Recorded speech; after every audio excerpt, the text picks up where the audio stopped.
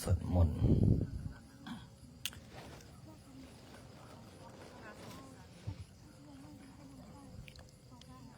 เล่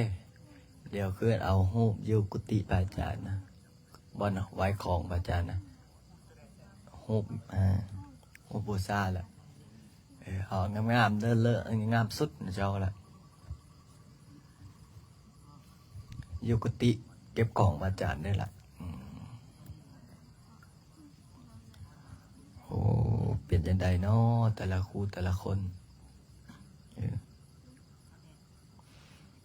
ไปสั่นหาน้ำปะนะมาสั่นมาด้วยรู้สึกว่าอยากเข้าโนพูดน้ำไอซาเขียวพวกอันนั้นนะ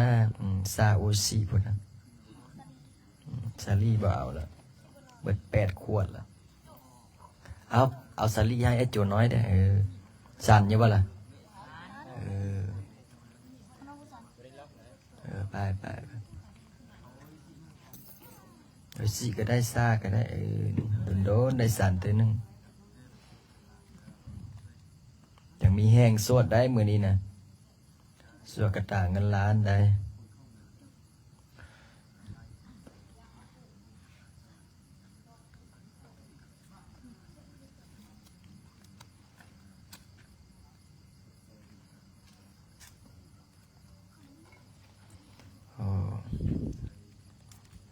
เด็ด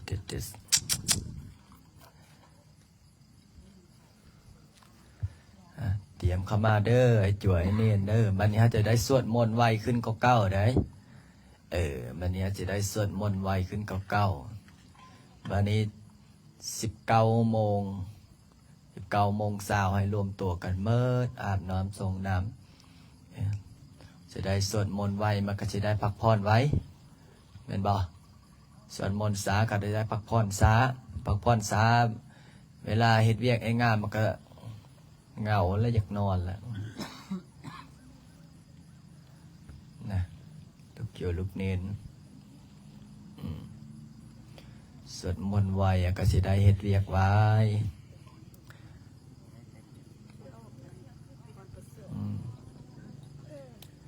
ลูกเกี่ยวลูกเน้นเอายังจะเปียกเนาะจุดหนึ่งกับกำลังเน่งไฟสาแล้วถ้าลูกจูลูกเนียนแป๊บหนึ่งนั่งเป็นแถวงามๆได้เนี่ยนั่งเป็นแถวงามๆเอาก็นั่งผู้น้อยเดี๋ยวข้างหน้าสิจัดแถวไม่ผู้น้อยนั่งอย่างพี่น้อยนั่งเป็นแถวเบอร์ 1เบอร์ 2เนาะปัดยากหน่อยเนาะเดี๋ยวถามหน่วยบ่เห็นเนาะจะได้มื้อนี้เจ้าน้อยเฮาสั่นเข้ากำยังละปะทูพอแล้วเฮ้ยไปเนาะเอาเจ้าข้ามจุดติ้งแม่จุดติ้งนี่ได้ใจได้จุดติ้ง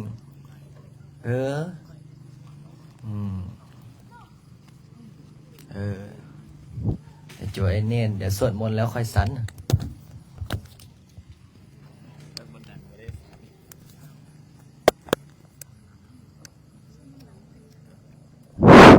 เตรียมเข้ามา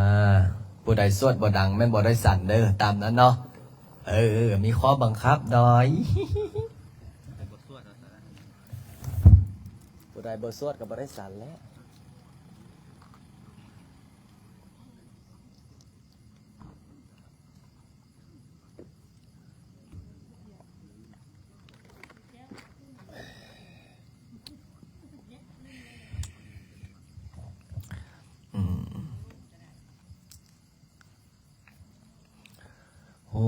ได้เบิ่งข่าวอ่านข่าวแต่ละมื้อแต่ละวันน่าเป็นห่วงน่าตกใจกับครูบาอาจารย์ได้เบิ่งข่าวได้อ่านข่าวน่าเป็นห่วงครูบาอาจารย์โดนบางองค์ก็สิกขาลาเพศอดบ่ล้นทนบ่ไหวหมู่บวชนำกันแต่เป็นจัวเป็นเนนซิกไปหมดแล้ว เด็กข่าวพระองค์หนึ่งก็บวชเป็นพระนำกันซิกว่าซั่นถามว่าซิกเห็นอย่างโอ้อยู่บ่ได้อาจารย์อยู่บ่ได้ว่าเอาเป็นหยังว่าสิไปเฮียนต่อสิไปสร้างครอบสร้างครัวโอ้แล้วล่ะผู้อื่นไปหมดแล้วได้ยังเหลือแต่เฮาได้อาจารย์บ่ได้อาจารย์น้อยเลยย่านี่แหละเอาอยู่สร้างวัดสร้างว่าได้ลูกบ่มีแม่นี่แล้วเนาะเฮ้ยโจไม่เขาได้แล้วเฮ้ยโอ้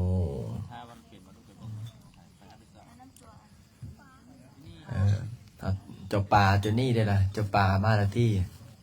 เจ้าป่าเด่นด้านหลังเจ้าป่ายุ่กุ้มได้ละนั่งผู้น้อยนั่งหน้าไปละเตรียมมามานี่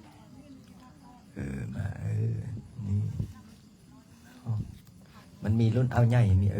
ตัวนี้แหละรุ่นพิเศษงามบ่เอามาไว้ให้ดูรุ่นนี้งามด้อยไม่ใช่เอาไม่ใช่ลาเอ้ยโอ้ได้บ้านจะเฮ็ดรูปอาจารย์บ่ไล่แบบนี้สักอันรุ่นนี้งามด้อยอาจารย์ลินสุจิตโตมาสิเฮ็ดรูปอาจารย์บ่ไล่มาแบบนี้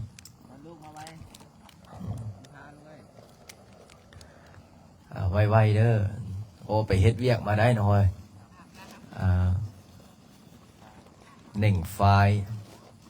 โอ้เมื่อคืนนี้สวดนะโมเมคักเนาะมาแรงสวดอีกไปเบิ้งวันนี้เฮาให้เป็นแถวได้เห็นบ่เบิ้งระเบียบวัดเขาเจ้างดงามเนาะนี่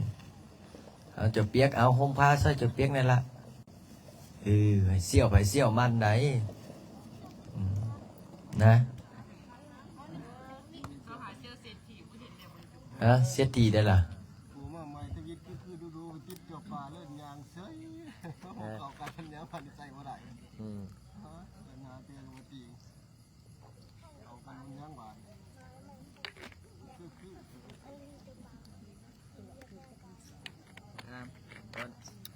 ไปลื้อต้นไม้มาปลูกทางนี้เดี๋ยวนี้ครับวันแรกต้องมาปลูกแต่นี้แต่นู้นนะเอาแต่ปุ้นแม่นเอ็ดบอลจอดรถอย่างเดียวผู้ใดโครงการไปปลูกจำว่าไรป่ะแล้วต้องปลูกผีได้พ้นแล้วแม่นเฮ็ดเป็นเดินหญ้าเดี๋ยวเฮ็ดศาลาแล้วอันนี้เก็บเรียบร้อยคอยวางแผนวางแผนกันคักค่อยเฮ็ดค่อยเป็นค่อยไปเฮ็ดไวกับบ่ได้เฮ็ดสากับบ่ได้เฮ็ดไวกับบ่ได้บ่มีเงินเนาะเนี่ยไม่ใหญ่เพิ่นก็หัวได้บ่แม่นบ่มีเงินเฮ็ดหยังก็ยากไม่ออกเอ้ยบ่มีเงินนี่เฮ็ดหยังก็ลำบากเฮ็ดหยังก็ยากบ่แม่นบ่มีได้มีอยู่แต่มันบ่พอเนาะแม่บุญเนาะถามแม่บุญแม่กับว่าบ่มีเงินนะกับปัดบ่แม่นมีอยู่แต่มันบ่หลายพอก็เอิ้นว่าจะได้พอแต่ซื้ออันอยู่อันกินถ้ามีเป็น10 ตื้อ20 ตื้อคือเขาเจ้า10 ปะทุคือว่าแล้วเขาก็ดีใจแล้วได้ซ้ำนี้นะว้ามาแล้วก็ดีใจได้ไม่ออกอาจารย์เนี่ยบอกพอออกไม่ออกหลายคนว่าโอ้อาจารย์เอ้ยดีใจแล้วได้บอลสดหมอกสดมนว้าสิปูกะโลนี่กะแพ้พอออกไม่ออกหาก็ได้ประมาณ20 แก๊สปูกันเลยถ้า20 แก๊สที่ปูจะว่างอยู่กันเลยบอกทาแล้วอันนี้เสร็จเรียบร้อยค่อยปูทีเดียวปูงามๆแถวนี้ก็สิลาดยางเมิดอะไรท่านี้นะลาดลงยางแถวนี้นะถ้าเบิ่งเด้อเจ้าเขามานี่ผัวจะได้มาตามพุ่นละบ่อยากกลับเขามาแล้วก็อิ่มอกอิ่มใจเห็นบ่เมื่อก่อนท่านเจ้านึงมาวัดพระอาจารย์จะเพิ่นมาปุ๊บเขาเจ้าโทรมาได้เขาประชุมว่าซั่นโอ้ยอย่าฟ้าวหลายว่าซั่นมาวัดอาจารย์ลิ้นเนี่ย บอกว่าพอป้าจากกับพาเบิ้งนั้นเบิ้งนี้เนี่ยเดี๋ยวรอบหนองป้าจากกับสิปลูกต้นไม้เดิน ให้งามเน้นต้นไม้ธรรมชาติดึงอกดึงใจ ต้นไม้กับบธรรมดาได้ไม่ออกต้นไทรฮะนะต้นมหาเฮงได้ต้นไฮนะต้นไฮต้นไทรต้นมหาเฮงได้เอามาปุ๊บคนมีโชคปั๊บแต่เบิ้งแม้มืออื่นมือฮือยังบ่มีหอยแป้งให้เตะกลคนเนี่ย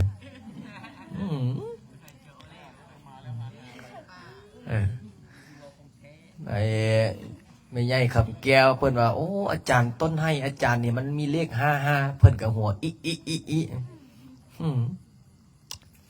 ก็เลยบ่เบิ่งนะแม่พาบ่แน่นี่พาโอ้ปังตลอดเนาะตั้งแต่มาทำพิธีเนาะ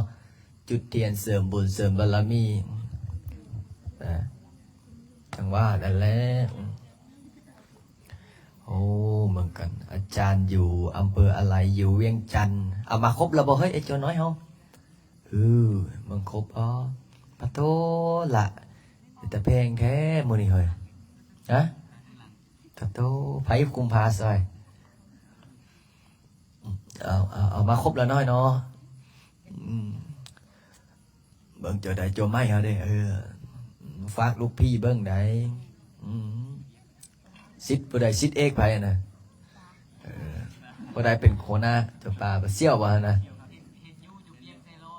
จ้าเนี่ยนั่นเบิ้งพระอาจารย์มื้อนี้สิกวดความเป็นระเบียบเรียบร้อยก่อนยืนขึ้นเลี้ยงแถวบัดนี้เอาเบอร์ 1เบอร์ 2เบอร์ 3ป่าเอาพูนย่างไปพูนย่างเบอร์ 1เบอร์ 2เบอร์ 3ย่างตามเบอร์ได้ตามลำดับได้เฮ้ยหมดแล้วอาจารย์จะไปกวดความระเบียบได้ไหมพูนออมไปแต่พูนละ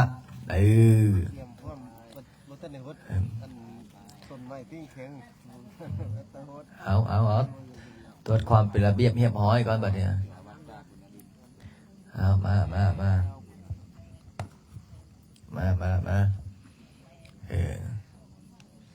ตรวจความเป็นระเบียบเรียบร้อยแต่ละ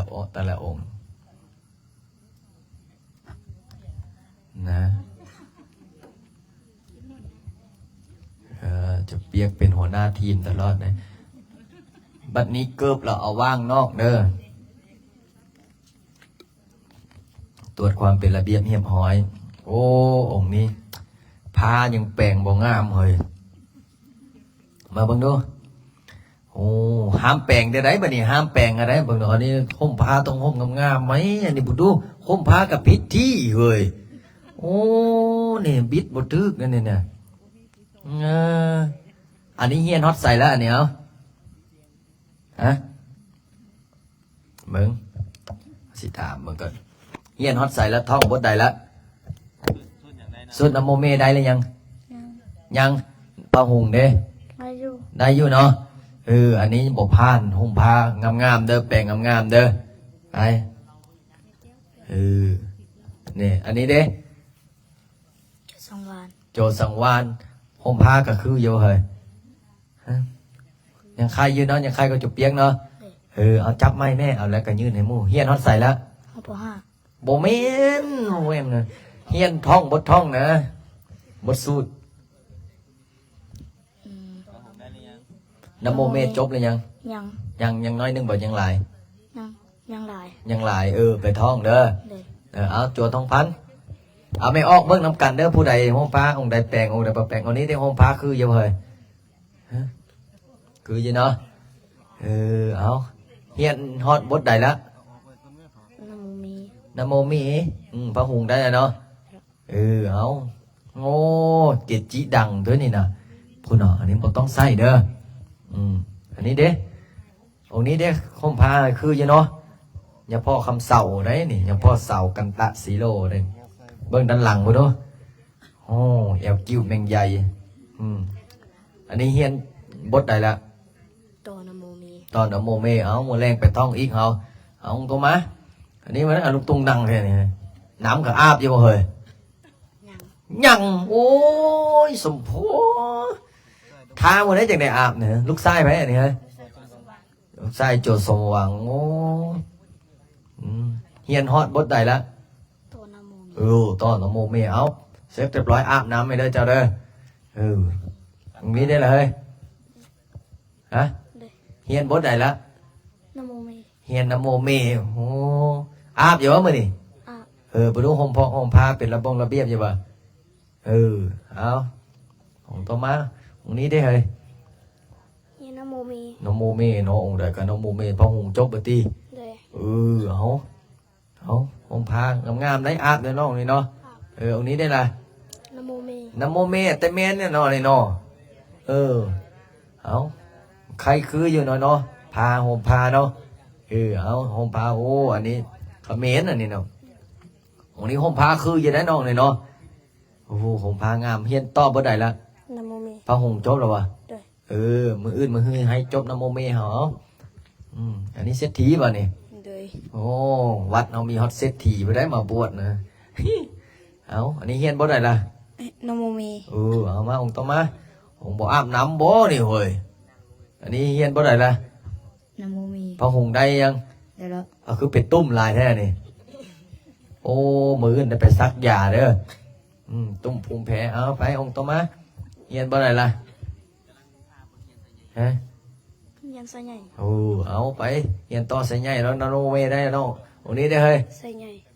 นโมเมได้แล้วเฮ้ย ได้แล้ว อาบน้ำโยมเฮ้ย อาบ อาบเนาะ เลย เป็นหนี้เท่าไหร่แล้วตอนนี้ บ่ได้เป็น บ่ได้เป็นแล้วเนาะรอดไปเลย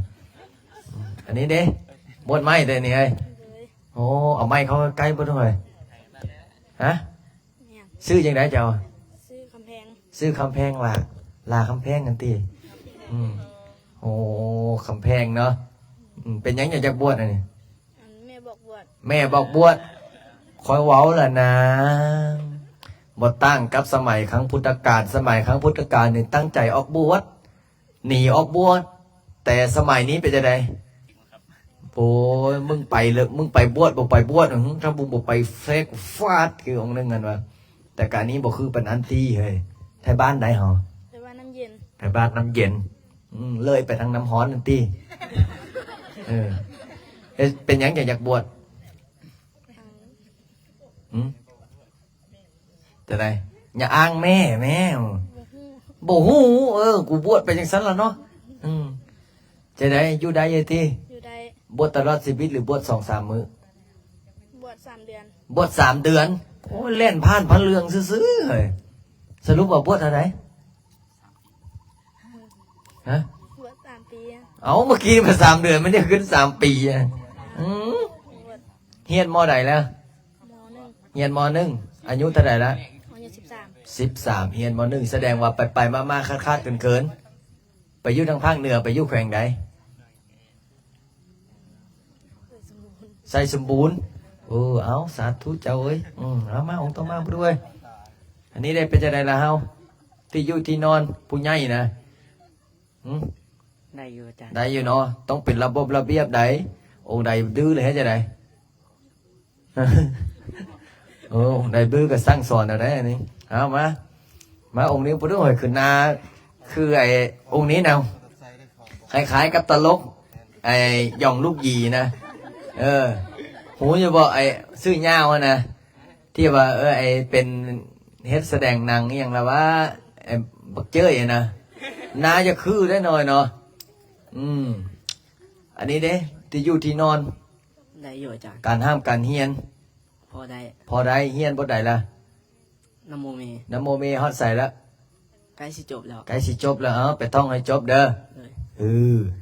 อันนี้ได้เฮ้ย เลยอาจารย์ เป็นฟอกเป็นฟรีดีแล้วติ ดีแล้วข้างใน ที่อยู่ที่นอน ได้อยู่ข้างใน ได้อยู่เนาะโอ้ต้องเบิ่งน้องๆได้องค์ใดบ่อาบน้ำมันจับไปอาบน้ำได้สบงไปซักให้เพิ่นเด้มาต้องมา อันนี้ลูกสาวกกเนี่ยเว้ยเอาดีๆได้เว้ยอย่าไปเอสเอลอ้อนนะเขาเห็นจับพิรุษอยู่ปะนี่บ่แม่นว่าตอนใดกันแล้วซาดเลยอันนี้เด้ที่รับที่นอนอยู่ไสนี่ นอนยุกุติ นอนอยู่กุฏิใด กุฏิรวม เบอร์ใด เบอร์8 เบอร์8นี่ โมเมนต์ ฮะ เ เบอร์ใด สาม เบอร์สามก่อนเปลี่ยนไปเปลี่ยนมาเท่าไหร่ปะเนี่ยนอนจะคน นอนสอง สองกับผู้ใด เจ้าบุญมี เดี๋ยวบุญมีเนาะสะอาดอยู่ว่าเฮ้ยสะอาดไหนห้องอยู่ห้องนอกห้องนอน ถูตื่นมาผู้ใดรับผิดชอบ ฮับพี่ซอบน้ำกัน รับผิดชอบน้ำกันเอาอาบน้ำยายตี้มือนี่ อาบ ยังหรืออาบแล้ว อาบทุกมือ อาบทุกมือเอาสาธุเบิ่งนู้นนุ่งสบงก็บ่ต้องนุ่งเขินหลายบ่ต้องนุ่งล่ามหลายนุ่งขึ้นซ้ำหน้าแข้งถ้านุ่งในนั้นเขาสิเว้าเป็นอย่างอื่นเนอะ เปื้อน มันต้องเอาขึ้นสูงๆได้ฮะหน้าแข้งอะเอามาด้วยมหาสารคามเนี่ยเว้ยนะ สิการอาจารย์ เนาะมสขานจ้าเฮียนบ่ได้แล้วนี่ ใส่ใหญ่ ฮะ กำลังเรียนใส่ใหญ่ นะโมเมได้ยัง อีกเดือนหนึงก็จบแล้ว โอ้บ่เสือเอาลองมึงเนาะเอาแปลงไม้ดีๆบ่ต้องแปลงเอาลองเบิ่งบัดนะโมเมเอาลองเบิ่งนะ เวียกจีเลย น้องบ่จื้อโอ้ยกูเว้าแล้วนะเอาลองบ่ต้องตั้งต้นเบิ่งฮอดใส่ นะโมเมพุทธะเตสะสะรัตนะตยะ เอาเข้าไม้เข้าใกล้ๆเด้อเอาไม้อันหนึ่งสองสาม นะโมเมพุทธะเตสะสะรัตนะตยะธัมมิกาเตสัพพสิสิปะสิเทวานารายะปรเมสุราสิมาจะอินทะจะจตุโลกะกะ เสียงปากมุกเขาเอาออกให้มันอาขึ้นไหมแบบว่านะโมเมพุทธะอันนี้สิซ้ำกับคนลมหายใจอึบบับหน่อยคืออึ้งยามแรงนี่สิเว้ยมันต้องนะโมเมพุทธะเตสะสะแม่เอาลองเบิ่งเด้อเอาไม้เบิ่งเด้อเอาสัญญาปีเบิ่งเด้อยกแขวขึ้นหน่อยหนึงตีปากมูน่ะอาขึ้นหน่อยหนึงคือตอนมูอยากกินข้าวหั่นน่ะ นะโมเม เอาสัญญาปีเบิ่งเด้อสัญโยปิพุทธัสสะสิลิมาโต อายังมารัสสันจะปะสิปะ ต้องไปท่องไม้ปะเนี่ยเอาท่องไม้อันนี้ได้ล่ะ ที่อยู่ที่นอนเฮา อยู่สบายอาจารย์ โอ้ยสบาย ฮ้อนกับบ่ฮ้อนหนาวกับบ่หนาวอาจารย์ ร้อนกับบ่ร้อนหนาวกับบ่หนาวเพราะว่ากูบ่สนใจไผเพื่อจะได้เฮียนต่ออย่างละนะโมนะโมเม หน่อยยังลืมนะโมเมอยู่ช่วงนี้มัน งานหลาย มันค่อนข้างเลือนหายอาจารย์ เลื่อน ใส่ หาย งาน ต้องบ่ได้ใช้งานพุ่นนะเพิ่นว่าโอ้ยอยู่ซื่อๆก็ท่องเอาก็รับตาท่องได้ยิตี้นะโมเม น่าจะถูๆไทยๆมันน้ำได้เยอะ ถูๆแต่ไรเอาเราพูดถูๆไทยพูดหน่อยบุญเนาะเพิ่นกันนะเอ็ม นะโมเมพุทธะเตสะสะระดานาตายะธัมมิกาเตสัพพสิทธิปัสสิทเทวานารายะบรเมสิทธิพระมาจะอินทาจะจตุโรกาคัมภิราคากาสมุตตะผู้ตรงขังคาจะสาปปะเสียทิภาวันตุเตเสยเสยทอรานิทอรานิโอตติโอตตินาทินาทิเสยเสยกะคนละตนละนิสัยนิไลไสเสสุเมแม่นบ่ เพราะฉะนั้นต้องไปท่องคืนได้โอแม่นว่าเขาว่าโอ้จางเขาน้อยท่องได้พ่อให้ท่องนะโมมีพุทธะเตสัสสะรัตนัตมีไหนเนี่ยพ่อบางองค์เพื่อไปท่องนึงเพราะฉะนั้นเอาระเบียบพาจีวรซักแต่ละองค์เอาตามนั้นเอาใส่ใหญ่บุโนฮอดทางไหนละ ยังบุยปึ้มเรา โอ้ยยังบ่มีปึ้มเล่าจะบ่ไรฮะพี่ซ่อมได้ไปก๊อปปี้ได้ ยังได้แต่ยังสไตล์โย ลองบ่ดู ยังสาตาโยสาปนี่อะไรดอก หมดยังได้แต่ยังแม่นความเจ้าเอ้ยยังอีหลีเอ้ยเอาตามนั้นแม่นความแล้วว่าได้ยังอีหลีได้โอ้ยยังแท้ๆอันนี้ยังบ่ทันได้ ยังบ่ทันได้อีหลีแม่นความแล้วว่าโอ้ไม่เขาเลย ไปเป็นความแล้วว่ายังบ่ทันได้ตอนพระอาจารย์อยู่โอ้ตอนเฮียนตอนนั้นน่ะม่วนได้แต่ท่องนี่หนังสือนี่เปิดขึ้นปุ๊บ3ลับบ่แม่น3ลับอ่าน3จบสมมติว่าอ่านกันยังสัพพยุวรสาธรรมังรอบ2อ่านไปเริ่มได้รอบ3เอาปึ้มเฮานี่นะวิธีไม่ใหญ่อย่าฟ้าวล้มกันนะไม่ใหญ่เด้อเดี๋ยวสิเอาไม้ใส่ให้ล้มกันนะหมวยเปิดหมอลำขึ้นได้ตอนพระอาจารย์ยังน้อยนะตอนยังเป็นจั่วเปิดเนาะวิธีอ่านรอบแรกเนี่ยเขาอ่านยังสัพพยุวรสาธรรมังสังฆังสีนัสสาสวัสดีรอบแรกเขาอ่านรอบ2บัดนี้เขาก็อ่านยังสัพพยุวรสาธรรมังเริ่มเป็นเสียงรอบ3เด้เขาก็ลองอ่านกับทำนองเสียงชื่อเสียงเขาได้ทำนองได้เพื่อนกันยังสัพพยุวรสาธรรมังสังฆังสีนัสสาสวัสดีมัตตารังปิตารังเขาก็ชื่อทำนองบัดนี้เขาก็ท่องแล้วบ่ต้องเอาหลายมือละหน้าเจี๊ยท่องล่ำไปล่ำมาล่ำไปล่ำมาปึ๊บบัดนี้มันจะขึ้นบัดนี้เวลาเขาไปท่องบทเฮียนเนาะมันก็จะขึ้นเลยเขารับตาบัดนี้แล้วก็สมมติมีเจี๊ยแบบนี้เจี๊ยแบบนี้ปึ๊บเขาก็เขาจับอย่างนี้เนาะเขาก็ท่องนะโมเมพุทธเตสัสสะลาตานาตายะตาเมกาเตสัพสิติปัสสิเทวานารายะปรเมบัดนี้เวลาเขาท่องนะหนังสือมันจะลอยออกจุเจ้าเคยเป็นบ่แสดงว่าบทท่องมันเลยบอกเป็นเวลานั้นนะหนังสือมันจะลอยขึ้นมาในหัวเฮ้ยนะเขาเอิ้นว่าจะไหนจิตเขาเอิ้นว่าเฮาภาพติดตามันจะลอยขึ้นมาเลยแถวนั้นแถวนี้แถวนี้แถวนั้นมันจะลอยขึ้นมานะโมเมพุทธเตสัสสะลาตานาตายะตาเมกาเตสัพสิติปัสสิเทวานารายะปรเมสุราเสเขาเอิ้นว่าท่อง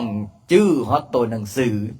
ชื่อฮอตแถวนั้นชื่อฮอตอักขระตัวนั้นตัวนี้นี่อันนี้มันจะเม่นสวดมนต์คือเฮาสวดคุมมือนี่โอ้ยบางคนนะอันนี้ปกติพระอาจารย์บ่ได้บอกนะนี่เคล็ดลับนะเคล็ดลับนี้เนาะท่องเนี่ยม่วนคืออย่างนี้หนังสือนี่มันลอยเป็นแถวเป็นแถวมามันลอยเป็นแถวเป็นแถวมาบัดนี้เฮาก็จื้อได้บัดนี้นะมันก็จื้อได้บทใดเป็นบทใดบทใดเป็นบทใดแน่เมื่อแรงพระอาจารย์จะให้จับหนังสือแล้วก็ท่องเห็นบ่มาท่องเมื่อคืนนี่นะถ้าพระอาจารย์นำนี่ได้หมดสุองค์เป็นบ่แต่ถ้าพระอาจารย์บ่นำนี่เป็นจะได้จะเปียกมึนตึ๊บเวลาเขาท่องนี่จับนะโมเมพุทธเตไว้ก็ได้สาก็ได้แต่ถ้าถอยหลังนี่ก็ยังยอมคือกันนี่นะว่าท่องถอยหลังอาจารย์ลิ้นเก่งเทศท่องถอยหลังก็โอ้ยอมเลยท่องถอยหลังนี่วันนั้นในจั่วไอเนียนเฮาเดี๋ยวพระอาจารย์สิให้อาจารย์บัวไล่นี่ก๊อปเฉพาะบทสวดที่จำเป็นที่ใช้ในชีวิตประจำวันบทสวดสัพพีได้เมื่อละตีสัพพีญาติน้ำเดี๋ยวสิป้าเฮียนอีมีนาญาติน้ำอีมีนาญาติน้ำเมตัญจะเราก็ต้องเฮียนพอเฮียนจึ๊บเนี่ยเวลาไปสวดเวลาไปนั่นก็จะบ่ได้อายเขาได้บ่แม่นว่าเขาสวดคือพระอาจารย์ว่าสวดเขาสวดนะโมเมพุทธเตโตกันยังเฮ็ดไปมาได้รับซองคือกันแต่เป็นจังได๋เฮ้ยบ่แม่นได้น้อยกว่าหมู่เวลาบักเขาเอาอาจารย์โอเล่เขาน้อยมีขัน 5ดอกไม้ทุบเทียนขันน้ำพึ่งน้ำมนต์เนี่ยมาขอสูตรรดน้ำจะได้บาทนี่ผู้สิสวดบทใดเนาะปกติฟาดแล้วนะโมตัสสะภะคะวะโตอะระหะโตสัมมาสัมพุทธัสสะนะโมตัสสะภะคะวะโตอะระหะโตจบแล้วเด้อเป็นจะได้ไม่ออกมาจะได้ว้ายเคาะยังบอกท่านมืดสำได้อาจารย์โอเล่มันต้องทุสวดให้ได้ คือประจานบอกฮะละบทสวดเนี่ยท่องรอบแรกรอบสองรอบสามรอบสี่รอบห้ารอบหกจื้อให้ฮอดตัวหนังสือมันเนี่ยเวลาเขาได้สวดเวลาเขาได้ปฏิบัติบัดนี้เวลาพอออกไม่ออกนิมนต์บัดนี้นิมนต์ไปสวดเฮือนสวดซานเพราะว่าอันนี้มันเป็นความเชื่อมันเป็นแนวทางปฏิบัติมาตั้งแต่โบราณสวดเฮือนสวดซานสวดสะเดาะเคราะห์ต่อสตาเสริมบุญเสริมบารมีบางคนคู่มือนี้บ่ต้องสวดดอกมนต์นะอ้าวพระบ่สวดมนต์ไปจะได้ไม่ออกฮะบ่แม่นบ่มีเขากินผู้บ่สวดมนต์เขาก็บางคนเขากันไปจะได้เขาขี้คร้านสวดเขาก็เว้าไปทางอื่นล่ะคู่มือนี้มีได้บางสำนักบางวัดเนาะบางครูบาอาจารย์เพิ่นก็ออกกฎมาไหมเพิ่นก็ว่าโอ้บ่ต้องสวดถ้าเฮาบ่สวดมนต์เฮาคิดบ้างไหมในสมัยครั้งพุทธกาลนะพระเจ้าพระสงฆ์เพิ่นท่าบทสวดมนต์เนี่ยนะเพิ่นบทจื้อบทสวดมาปันนี้ไดอันนี้เพิ่นสวดเพิ่นต้องสาธยายเนี่ยล่ะเพิ่นยังบอกว่ากิจสองอย่างที่พระภิกษุควรทำมีสองอย่างคือคันธะธุระและก็วิปัสสนาธุระหนึ่งคือศึกษาสายศึกษาสายเฮียนนี่แหละพ่อสายเฮียนนี่เป็นจะไดท่องได้หมดท่องได้หมดคำพีนะคะแต่ปฏิปิโมกข์ไม่ยังได้หมดยื้อได้หมดแต่เห็นเป็นจะไดพอไปปฏิบัติเป็นจะไดบ่ได้บ่เดินจงกรมโอ้ยเจ็บตีนบ่นั่งสมาธิโอ้ยเจ็บก้นเพิ่นบ่ได้ปฏิบัติบ่ได้แต่บางคนบัดนี้ผู้ปฏิบัติบัดนี้สวดมนต์นั่งสมาธิเดินจงกรมภาวนามันเกิดขึ้นในจิตในใจแล้วบัดนี้นะเกิดความอดทนนี่คือพระอาจารย์เนี่ยบางคนอาจารย์ลินไปปฏิบัตินี่โอ้เห็นอาจารย์นะเดินจงกรมทั้งเว้นทั้งคืนอาจารย์บ่เมื่อยบ้างพระอาจารย์ก็เรื่องเมื่อยนะเอาไว้ทีหลัง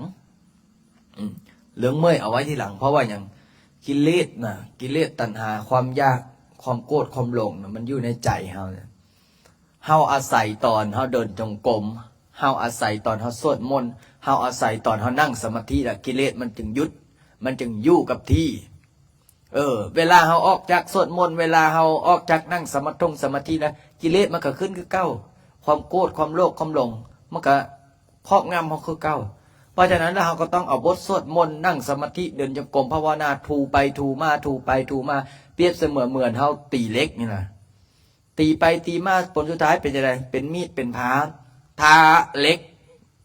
เหล็กเอามาบ่ตีเป็นมีดเป็นพาเอามาแล้วไปบักต้นไม้ได้บ่ได้มันต้องได้ตีมันต้องได้คัดมันต้องได้เก่าอันนี้ก็คือการลุกโจลุกเนียนเฮาได้มาบวชมาแล้วปุ๊บนี่คือเจ้าป่าเนี่ยมันนิสัยนี่เห็นบ่เวลามันได้มันคันกลน่ะมันยักลุกได้นิสัย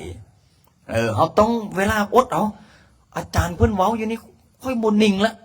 ยุงกัดกะย่าเจ็บขี้เจ็บเหี่ยวก็ย่าพอมันเป็นนิสัยมันเป็นจังได๋ฮอดเวลาก็ทำท่าบ่เจ็บเข้าห้องน้ำก็ไปก่อนไปเข้าห้องน้ำกันย่างไปบ่ย่างน้ำกับเป็นจะได้ย่างไปมันเขาเอิ้นว่าเป็นนิสัยมันเวลานั้นสมมติถ้าอยากเข้าห้องน้ำไปเข้าก่อนแล้วค่อยเข้ามาอยากน้ำกับกินน้ำก่อนถ้าแบบนั้นมันจะเป็นนิสัยมีบ่องค์ที่แบบเวลาสวดมนต์กับบริสนฟ้าสนยังตั้งแต่เข้ามาลานถ้ำนี่เขาน้อยนี่นั่งสมาธิสวดมนต์ฟังตั้งจิตตั้งใจแต่บางองค์นี่นะมาสวดมนต์ซื่อๆมาให้มันแล้วเสร็จเรียบร้อยเดี๋ยวบ่อื่นก็สั่นเข้าแล้วก็ลิ้นก็คือแก้วเขาเอิ้นมาจากไหนบ่ตั้งใจแม่นบ่จะเปียกถ้าบ่ตั้งใจแล้วกับผลสุดท้ายเป็นจังได๋ได้ซิกเนาะพอซิกแล้วพ่อแม่เป็นจังได๋ล่ะพ่อแม่กุ้มใจแม่นบ่พ่อแม่ก็กุ้มอกกุ้มใจโอ้ลูกค่อยสิเป็นจังได๋มันติดยาบ่มันกินยาบ่เห็นบ่ไม่ออกนึงมามื้อนี้มีลูก9 คนมีลูก9 คน10 คนผลสุดท้ายมาบ่ได้กินแห้งสักคนย้อนหยัง วิบากกรรมไผวิบากกรรมมัน วิบากกรรมไผวิบากกรรมมันผัวก็ไปมีเมียน้อย แต่งงานอีกปุ๊บผัวนั้นก็ไปมีเมียน้อยอีกเราได้3 ผัวนี่พอ3 ผัวปุ๊บว่าสิเอาผัวที่4เขาก็บ่เอาแล้ว ตัวอายุ70แล้วผู้ใดสิเอาเนาะเนี่ยแหละวิบากกรรมของไปของมันเฮาคือกันเฮาได้มาบวชมาปุ๊บเฮาตั้งใจบัดนี้คือโจคำเสาตั้งใจได้เนาะคำเสาเนาะทีแรกสิซิกละใดบวชใหม่ๆให้ซิกบ่ซิกให้นี่บ่ซิกให้นี่ตายแท้ๆล่ะว่าบ่เห็นตายปานนี้เนาะให้แล้วย่างมาแต่พุ่นแหละพายกระเป๋าซิกให้ซิกไหนทางขี้มูกเซ็ตยายไปทางน้ำตาย่างหาอาจารย์บ่ไล่ได้ทางคุณแต่ก่อนอาจารย์บ่ไล่นอนกุฏินะอาจารย์บ่ไล่บัดนี้มันตอนประมาณ12 โมงได้เนาะอาจารย์บ่ไล่ไปกับนางพักผ่อนผู้ใดมาเคาะกุฏิชิกแล้วก็นอนเนี่ยโอ้ยอาจารย์บ่ไล่โอ้ยไผตีผู้อย่างละว่าชื่อแล้วภูเขาเนาะภูเขาจักจำได้แต่ว่าแต่ก้อนน่ะไม่ออกมีรถทีบคันนึงจังรถทีบไผเฮ้ยรถทีบบัดนี้ตัวนึงขี่รถทีบมันนี่พอช่วงบัดนั้นบัดจั่วบัดดื้อได้เนาะบวชมาใหม่ๆบัดนี้จะพวกก็ขี่รถทีบไปที่รถทีบมาองค์นึงนั้นกำลังออกองค์นึงกำลังออกจากกุฏิบัดนี้ประตูมันไขออกมานอกเนาะไขฝาออกนอกองค์นี้เพิ่นเห็นประตูมันเห็นประตูมันไขอยู่ได้เพิ่นก็เฮ็ดทำท่าสิไปปิดประตูนะปิดประตูใครไม่เอามือปิดไม่ออกขี่รถทีบไหนขี่รถทีบเอาตีนไปยันประตูเป้อองค์กำลังสิย่างออกมาประตูเป็นกำลังย่างออกมาพอดีประตูมันเป้อคาราภาคได้ย้อนแต่บ่เตะเสียเต็มร้อยไปหาหมอว่าโอ้บ่เป็นหยังดอกก็เลยบอกว่าโอ้ก่อนสิผ่านมานี่สุกโชนหน่อยโอ้สดเสร็จเรียบร้อยไปจะได้เฮาคัดเอาผู้ที่มันขี้ดื้อออกยังเหลือแต่คืออาจารย์บ่ไล่เพิ่นบ่นะเขาสารเม็ดใดที่มันบ่เป็นไปจะได้เป็นกิ๊บเป็นแมงก็เอาออกพอเอาออกปุ๊บแล้วก็ยังเหลือแต่ผู้ที่บอกฟังความถ้าตัวใดที่บอกฟังความแบบว่าโอ้ยอาจารย์นี่อย่างนั้นก็ให้อาจารย์บ่ไล่พิจารณาแต่ก่อนเนาะผ่านไปจะได้เฮ้ยกลางค่ำกลางคืนแล้วโอ้เด็กน้อยเนาะแต่คนมื้อนี้ใครละได้น้อยเนาะว่ายังมีอยู่บ่เฮ้ยถ้ายังมีบอกไหนเดี๋ยวจะจำบ่ไล่พิจารณาอีกนะพอหลักเสร็จเรียบร้อยกับผ่านมาแล้วก็ฝึกเอาปฏิบัติเอาคัดเอาเก่าเอาโอ้ไอโจไอเนนก็ตื่นมาสดมนต์ตื่นแต่ซอกแต่เช้ามากวัดมาถูสลาเห็นบอกว่าเท่าสะอาดบ่สะอาดเนาะบ่สะอาดแล้วจะได้พาเฮ็ดพาทำเป็นบ่เฮาเริ่มตั้งแต่ในนี้ละคนมันสิรวยนะสมมติว่าน้องมาแม่เจ้าสุดเจ้าสมมติว่าถ้าอยู่นำพระอาจารย์สร้างพระอาจารย์สอนชื่อเอาเบิ่งอาจารย์ลิ้นเพิ่นเฮ็ดจังไดเพิ่นบอกว่าเคล็ดลับที่จะประสบผลสำเร็จที่จะได้เฮาชื่อเอาสมมติว่าถ้าเฮาโอ้อยู่บ่ได้ในพระเหลืองขน้อยเรียนจบด็อกเตอร์แล้วอย่างสมมติด็อกเตอร์อ้นเรียนจบปริญญาเอกไปเป็นรัฐมนตรีไปรัฐมนตรีได้เหรอมันเป็นสมมติถ้าเป็นรัฐมนตรีสมมติรัฐมนตรีอย่างสำนักงานเนาะสำนักงานใดสำนักงานยังปุ๊บโอ้ขน้อยกับรุดเคยบวชไหนเคยบวชเฮียนอาจารย์ลิ้นไหนหนูพอออกไม่ออกแต่ก่อนกับพุ่นนะไม่ตู้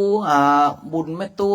พอออกไม่ออกพุ่นได้มาอุปถัมภ์อุปถากมาส่งเขาส่งน้ำไม่ใหญ่ลงไม่ใหญ่ลาไม่ออกคำแก้วไม่กิ้มออกสอนเพชรไหนจุดนี้ไหนไม่มอกไม่มีจุดนี้ไหนมาส่งเขาส่งน้ำนี่ใหญ่ย้อนวัดเฮียนจบย้อนวัดบอกว่าตีจบระดับเป็นระดับรัฐมนตรีบ่มาส่งเขาส่งน้ำพอหน่อยกันมาสนับสนุนกันในตีเนาะแม่นบ่จะโอนสมมติว่าถ้ามูจบสมมติว่าโจเล่บ่เนี่ยสมมติว่าโอ้โจเล่เนี่ยต้องไปใส่ได้เอาเว้ย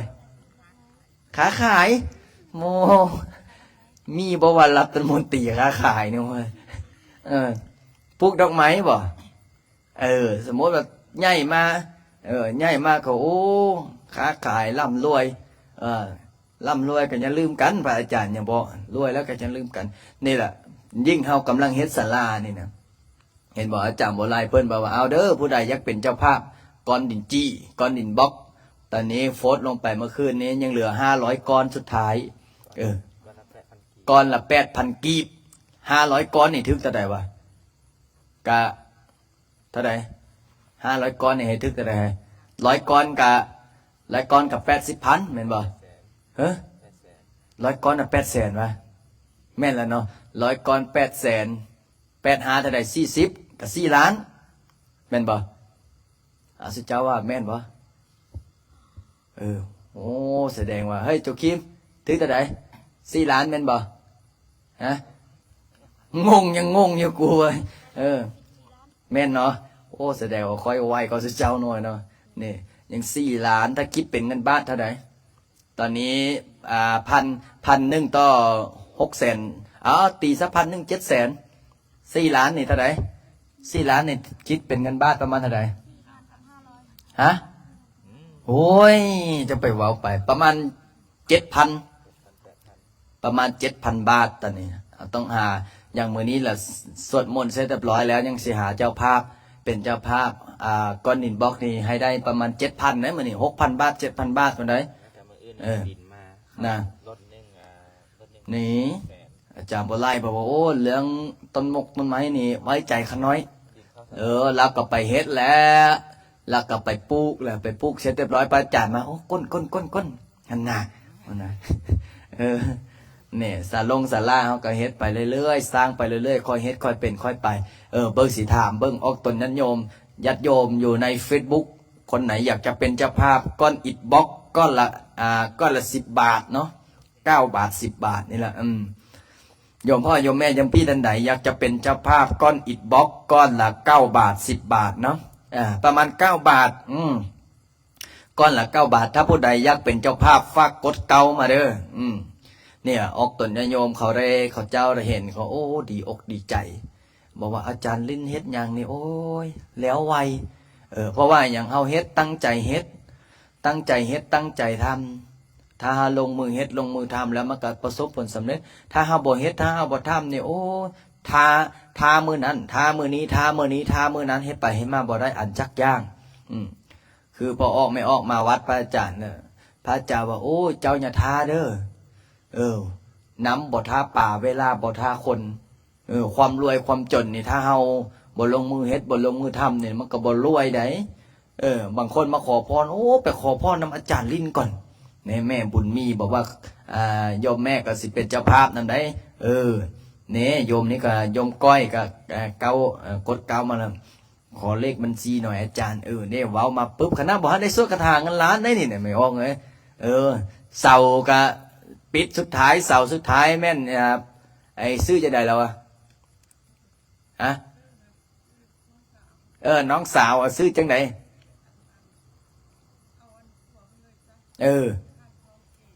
ฮะ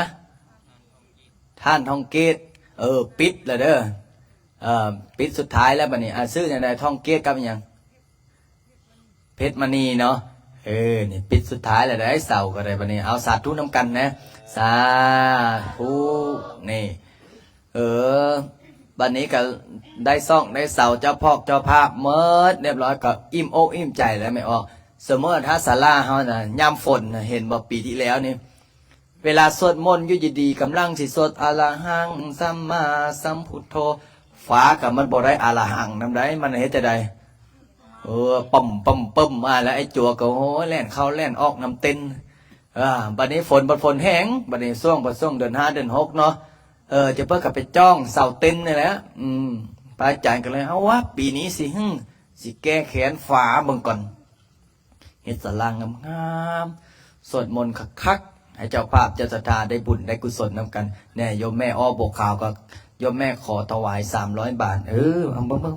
บางคนถามขอเลขบัญชีก่อนขอ QR เนาะเอาสักก้อนตอนนี้หาปัจจัยสร้างศาลาซอยกันก็แป๊บนึงเด้อจูเด้อผู้ใดอันนี้โยมแม่น้อง โยมแม่น้องจองอิฐ2,000 บาทนี่สาธุนี่เอาเมืองก่อนเลยเมืองก่อนแป๊บนึงเด้อ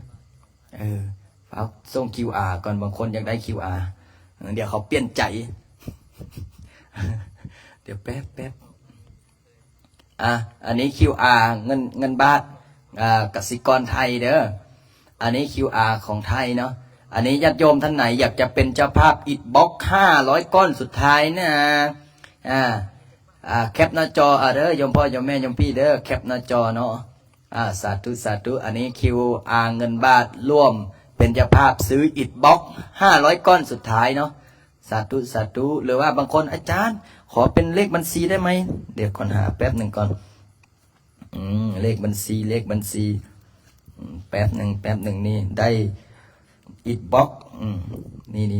โอ้รูปนี้อันนี้ตามนี้ถ้าเลขบัญชีแต่ตามนี้เด้อโยมพ่อโยมแม่โยมพี่คณะสายบุญสายยัตติธรรมเนาะอันนี้เงิน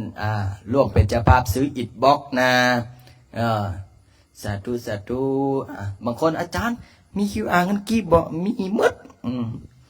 เอาหมดน่ะบ่ติเขาเปลือกบ่เลือกเขาสาร500,000กีบก็เอาหลายคนก็หลายคนก็หลายพันได้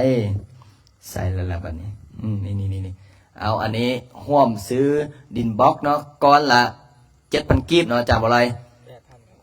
7-8,000เนี่ยนะสาธุนี่ร่วมเป็นก้อนนึงก็ยังดีเนาะได้รับเป็นเจ้าภาพก้อนนึงก็ดีบ่อยากให้ตกกระบวนบุญท่านบ่เนาะถ้าบ่ท่านทักมาในส่วนตัวก็ได้เดิมจองอิฐ500 บาทข้าพระอาจารย์สาธุโยมทวีบ่โยมวีอัน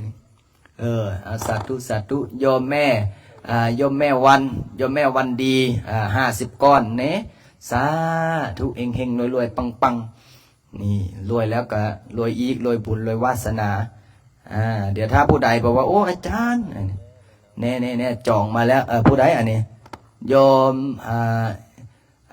โยมแม่น้องโยมแม่น้องกันอันนี้โยม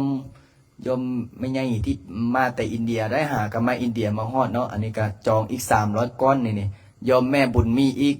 $100นี่โอ้เฮ็ดไปเฮ็ดมาบางคนอาจารย์มันเหลือเลยเหลือก็เอาปูนโตยังดินไหลยาวโตได้เนี่ยบางคนได้มาเลยได้20 บาทนะ20กันนี่โยมแม่น้องก็รับเป็นเจ้าภาพนี่สาธุหรือว่าโยมแม่จิรนุชไปอินเดียน้ำกันโอ้ไปสวดมนต์อยู่ต้นสีมหาโพธิ์ โยมแม่จิรนุชก็เป็นเจ้าภาพ300 ก้อน300 ก้อนหรือ 3,000 บาทแม่นละ300 ก้อนเอาสาธุนี่เฮงรวยปังแล้วก็โยมแม่สมพรนี่โยมแม่สมพรอีกหลายคนนั่นแล้วเนาะถ้าผู้ใดอ่านชื่ออ่านนามบ่ถึงบางคนก็น้อยใจเด้ทำไมไม่ชื่อโยมด้วยพระอาจารย์บอกถ้าค่อยมดนี้ยันแม่นมดคืนนี้ก็จะบ่ได้สวดมนต์ดอกคนเป็น1-2 ล้านคนติดตามโยมแม่โอนแล้ว500 บาทสาธุเอาเดี๋ยวเฮาสวดพิเศษให้เจ้าภาพเนาะมื้อนี้เนาะเนี่ยเอาสาธุเดี๋ยวให้พ่อออกสันเพชรมาจุดเทียนให้แม่ออกพรประเสริฐ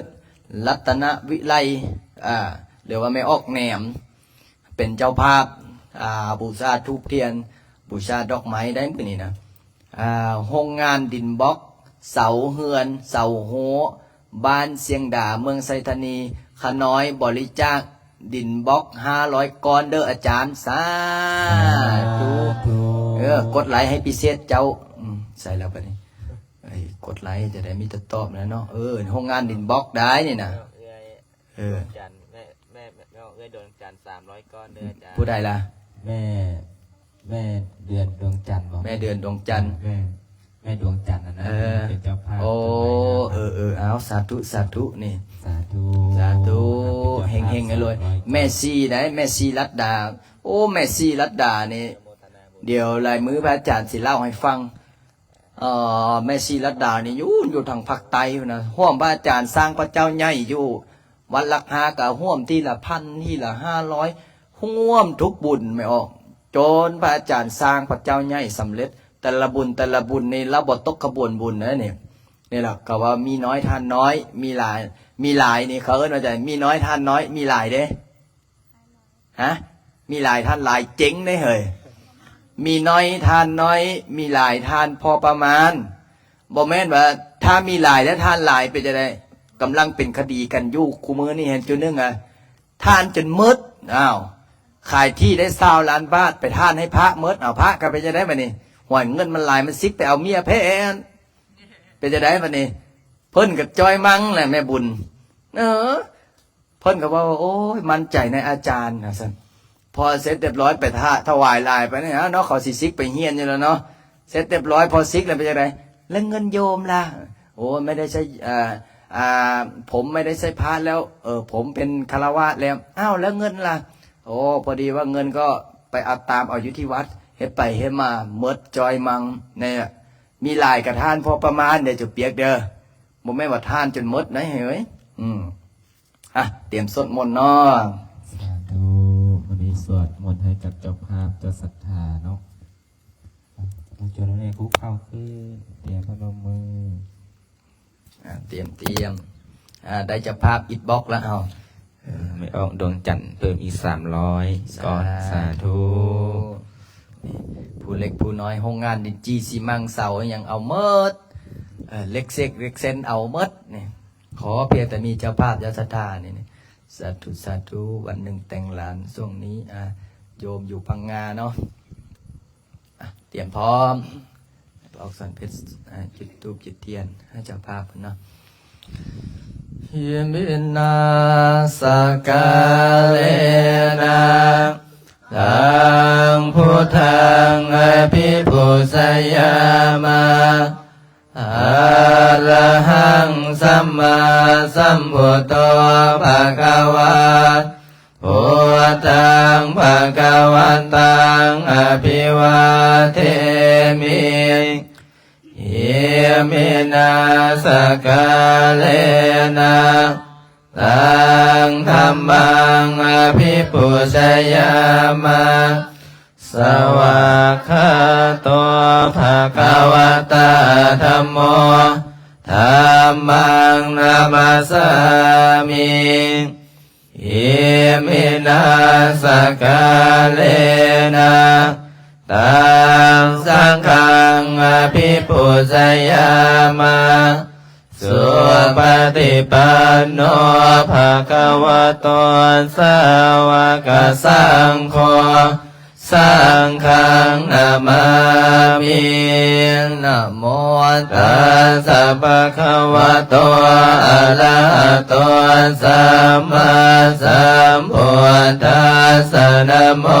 ตัสสะภะคะวะโตอะระหะโตสัมมาสัมพุทธัสสะนะโมตัสสะภะคะวะโตอะระหะโตสัมมาสัมพุทธัสสะพุทธังสรณังคัสสามิธัมมังสรณังคัสสามิสังฆังสรณังคัสสามิตุติยามปิพุทธังสรณังคัสสามิตุติยามปิสังฆังสรณังคัสสามิตติยามปิพุทธังสรณังคัสสามิตติยามปิธัมมังสรณังคัสสามิตติยามปิสังฆังสรณังคัสสามิปานาติปาตาเวรมณีสิกขาปะทังสัมมาทิยามิอาทินนาทานาเวรมณีสิกขาปะทังสัมมาทิยามิกาเมสุมิสาจาลาเวรมณีสิกขาปะทังสัมมาริยามิโมสาวาทาเวรมณีสิกขาปะทังสัมมาทิยามิสุราเมรยมาสปามาทัตตานาเวรมณีสิกขาปะทังสัมมาทิยามิ อิติปิโสภะคะวะ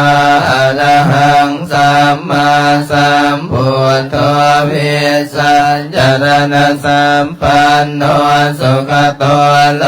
กวิทูอนุตตโลธรรมสารติสัทธาเทวมนุสสานังพุทโธภะคะวะติสวากขาโตภะคะวะตาธัมโมสันติติโกอาการิโกเอหิปัสสิโกโอปัญญิโกปัจจตังเวหิตาโพวิญโยหิติโสปฏิปันโนภะคะวะโตสาวกสังโฆอุชุปฏิปันโนภะคะวะโตสาวกสังโฆยามิจิปฏิปันโน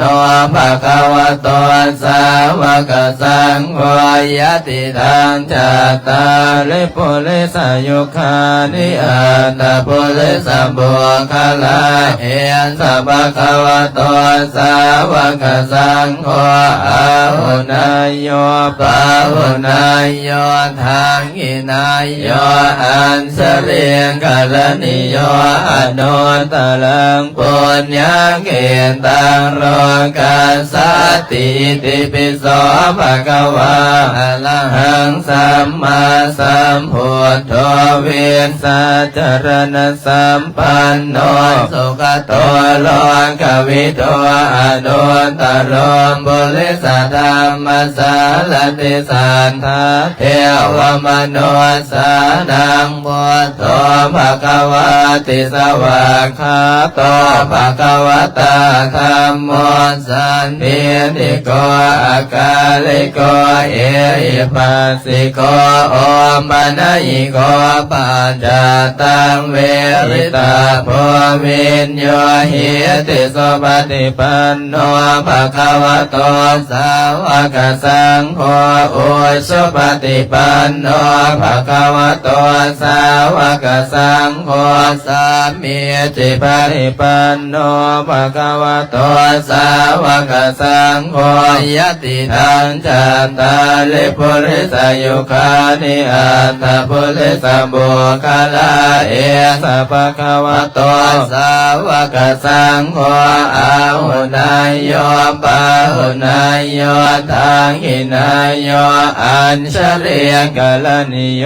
อนุตตรังปุญญเกตังโลกัสสติติปิโส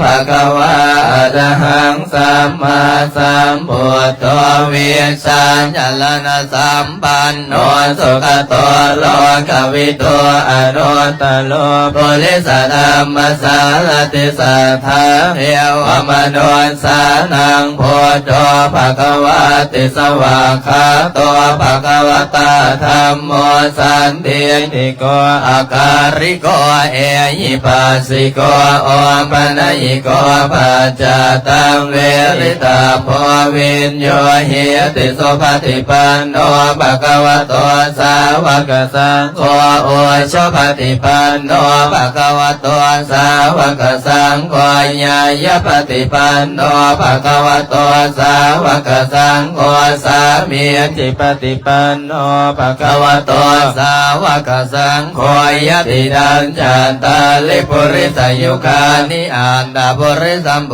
คาราเอสัพพะคะวะโตสาวกสังโฆอาหุนายโยปาหุนายโยทักขินายโยอัญชริกรณิโยอนุตตรังปุญญเขตังโลกัสสติติปิโสภะคะวะอะระหังสัมมาสัมพุทโธวิสัชจารณสัมปันโนสุขโตโลกวิทูอนุตตโลปุริสธรรมสารติสัทธาเทวมนุสสานังพุทโธภะคะวะติสวากขาโตภะคะวะตาธัมโมสันติติโกอาการิโกเอหิปัสสิโกโอปัญญิโกปัจจตังเวริตาโพวิญโยหิติโสปฏิปันโนภะคะวะโตสาวกสังโฆโอชุปฏิปันโน ภะคะวะโตสาวกสังโฆญายปฏิปันโนภะคะวะโต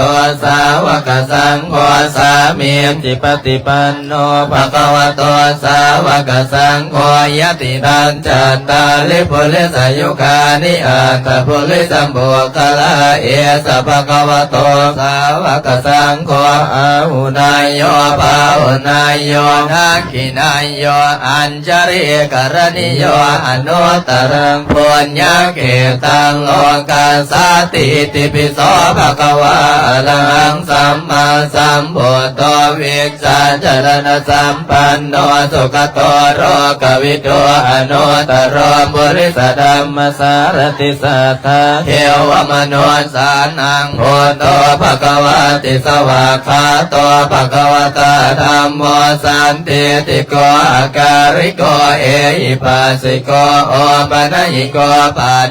ตังเวริตาโมวินโยเฮติสุปฏิปันโนภะคะวะโตสาวกสังโฆโอชุปฏิปันโนภะคะวะโตสาวกสังโฆญายปฏิปันโนภะคะวะโตสาวกสังโฆสามีจิปฏิปันโนภะคะวะโตสาวกสังโฆยติตันจันดาลิปุริสยุคานิอันดาปุริสัมโภคลาเอสภะคะวะโตสาวกสังโฆอาหุนายโยปาหุนายโยทักขินายโยอัญชริกรณิโยอนุตตรังปุญญเกตังโลกัสสติติปิโสภะคะวะอะระหังสัมมาสัมพุทโธวิชชาจรณะสัมปันโนสุขโตโรกวิโตอนุตตรปุริสธัมมสารติสัทธาเทวมนุสานังพุทโธภะคะวะติสวากขาโตภะคะวะตาธัมโมสันติติโกอาการลิโกเอหิปัสสิโกโอปัญญิโกปัจจตังเวริตาโพวินโยเฮติโสปฏิปันโนภะคะวะโตสาวกสังโฆโอชุปฏิปันโนภะคะวะโตสาวกสังโฆสามีจิปฏิปันโนภะคะวะโตสาวกสังโฆยตินันจันตาลิปุริสยุคานิอันตปุริสัมโภคลาเอสภะคะวะโตสาวกสังโฆอาหุนายโยปาหุนายโยทักขินายโยอัญชริกรณิโยอนุตตรังปุญญเกตังโลกัสสติมะหงสหัสสมภินิมิตสาวุทันตังกิริเมฆลังอุทิตโคลสเสนมาลังดานานิธรรมวิธินาสิตวามุนินโดตันเตสัสสะภวตุเตสยมังคลานิมาลาติเลกมพิโยสิตสัพพลันติงโอลัมปนาลวะกมังขมตาตยังขังคันเตสุตันตวิธินาสิตวามุนินโดตันเตสัสสะภวตุเตสยมังคลานินาราคิลิงขจวรังอติอันตโพตังตาวากิจากมัสเนวสุตารุนันตังเมตัมบุเสกวิตินาสิตวามุนินโดตันเตสัสสะภวตุเตพลานิโอเกตะกังขมติยันตสุตารุนันตังทาวันติโยสนะปะรังกุลิมาลวันตังอิเตปิสังกตมโนสิตวามุนินโดตันเตสัสสะภวตุเตสยมังคารณิกาตวานากาตมุตรังอิวคามินิยาจินจายตวนดวจนังสนกายมันเสสันเตนะโสมวิตินาสิตวามุนินโดตันเตสัสสะภวตุเตสยมังคลานิสันจังวิหายมติสาจตวาทเกตงวาทาพิโลปิตมนังอริอันตโพตังปัญญาปเทปจริโตสิตวามุนินโดตันเตสัสสะภวตุเตสยมังคลานินันโดปนันทพุสกังวิภุรังมหิทิงโมเตนะเทระพุสเขนะ ธรรมาปยันตัวอิตัวปะเดสมิตินาทิตวามุนินโดตันเตสสะภวตุเตสยมังกลานิตัวกาติติปุสเกนะสุตานาทังพระมังวิสุทธิสุติมิทิปกาพิธานังญาณากเตนะวิตินาสิตวามุนินโดตันเตสสะภวตุเตสยมังกลานิตาปิพุทธสยมังกลาอัตตกาทายโยวาจโนหินะอิเนสารเตมะทันเตหิตวานันเนกวิวิตานิจุปาตวานิโมขังสุขังอธิกมายนโรสปัญโยมหังกโลนิโกนาโทหิตายสัพพานินางโพเลตวาปารมีสัพพปันโตสัมโพธิโมตมังเอเตนะสัจวัชเชนะโหนตุเตสยมังกลังสยันโตโพธิยาโมเลสักยานังนันเดวาตโนเอวังตวังวิสโยโหหิสยาสุสยมังคะเลอปราสิตปัลลังเกเสเสปตเวโปคะเรอภิเสเกสาปพุทธานังมังคัมมันโตปโมทติสุนังกันตังสุมังกรังสุปาปาตังสุโหติตังสุขโนสุโมนโตจะสุยินตังพระมจาริสุปราคินังกายกรรมังวาจากรรมังปราคินังปราคินังมโนกรรมังปณิทิเตปราคินาปราคินานิกตวานรปันตเถปาราคิเนภวันตุสาปมังคลังลังคันตุสาปเทวตาสาปพุทธานุภาเวนะสตาโสติภวันตุเตภวตุสาปมังคลังลังคันตุสาปเทวตาสาปธัมมานุภาเวนะสตาโสติภวันตุเตภวตุสาปมังคลังลังคันตุสาปเทวตาสาปสังฆานุภาเวนะสตาโสทิภาวันตุเตอิมัสสมิงมงคลจักรวาลทั้งแปดทิศประสิทธิจงมาเป็นละกำแพงแก้วดันเจสานมาป้องกันล้อมล้อมรอบครอบตัวอนาตาลาสเสมานาเขเตสมันตาสัตโยชนะสัตสหัสสานิพุทธัสสะละปะเลเกเตละขันตัวสุราขันตัวอิมัสสมิงมงคลจักรวาลทั้งแปดทิศประสิทธิจงมาเป็นละกำแพงแก้วดันเจสานมาป้องกันล้อมรอบล้อมครอบตัวอนัตตาราสเสมานาเกเต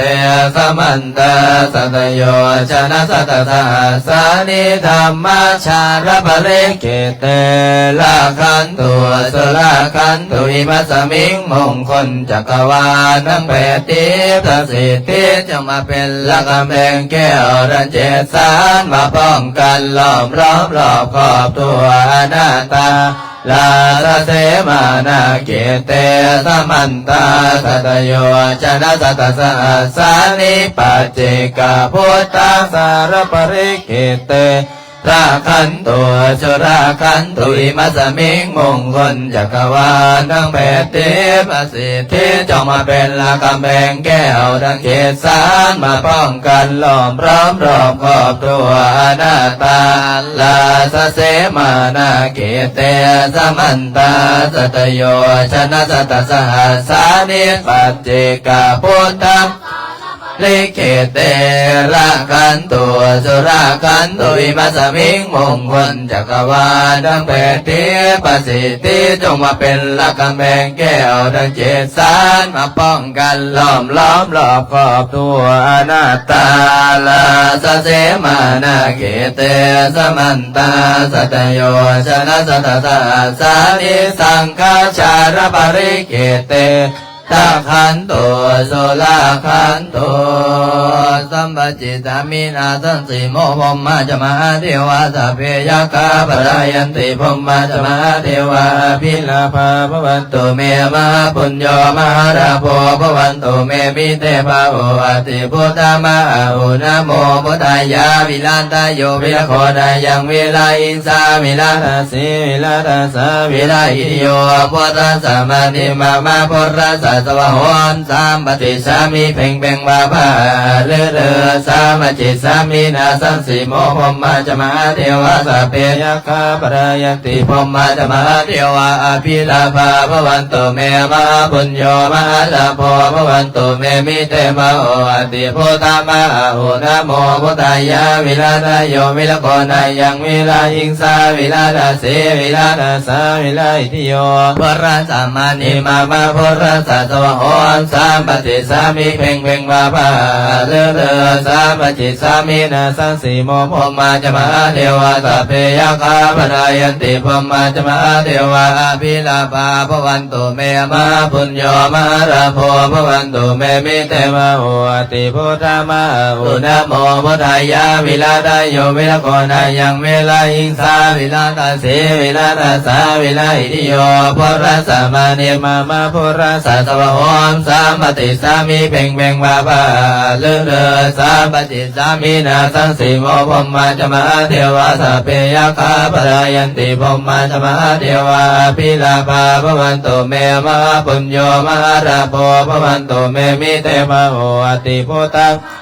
นะโมพุทธายาวิลาทโยวิลโกนายังวิลาหิงสาวิลาทัสสีวิลาทัสสาวิลาอิทิโยพุทธสัมมานิมามาพุทธสัสวะโหนสามปฏิสามิเพ่งเพ่งบาภา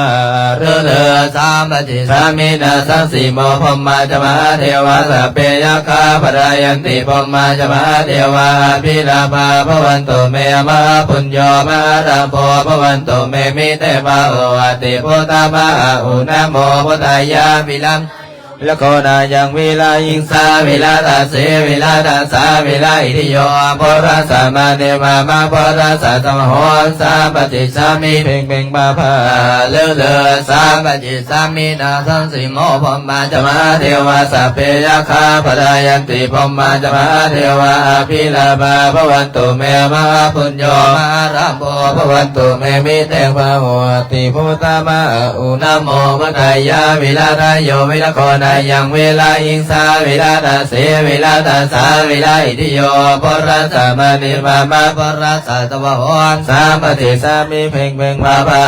เลเลสามปฏิสามินาสังสีโมพมมาจะมาเทวาสัพเพยัคฆาปรายันติพมมาจะมาเทวาอภิลาภาภวันตุเมมหาปุญโญมหาราโภภวันตุเมมิเตภาโหอติพุทธามหาอุนะโมพุทธายาวิลาทโยวิลโกนายังวิลาหิงสาวิลาทัสสีวิลาทัสสาวิลาอิทิโยพุทธสัมมานิมามาพุทธสัสวะโหนสามปฏิสามิเพ่งเพ่งบาภาเรเลสามปฏิสามินาสังสีโมพมมาจะมาเทวาสัพเพยัคฆาปรายันติพมมาจะมาเทวาอภิลาภาภวันตุเมมหาปุญโญมหาราโภภวันตุเมมิเตภาโหอติพุทธามหาอุนะโมพุทธายาวิลาทโยวิลโกนายังวิลาหิงสาวิลาทัสสีวิลาทัสสาวิลาอิทิโยพุทธสัมมานิมามาพุทธสัสวะโหนสามปฏิสามิเพ่งเพ่งบาภาเลเลสามปฏิสามินาสังสีโมพมมาจะมาเทวาสัพเพยัคฆาปรายันติพมมาจะมาเทวาอภิลาภาภวันตุเมมหาปุญโญมหาราโภภวันตุเมมิเตภาโหอติพุทธามหาอุนะโมพุทธายาวิลาทโยวิลโคนายังวิลาหิงสาวิลาทัสสีวิลาทัสสาวิลาอิทิโยพุทธสัมมานิมามาพุทธสัสวะโหนสามปฏิสามิเพ่งเพ่งบาภา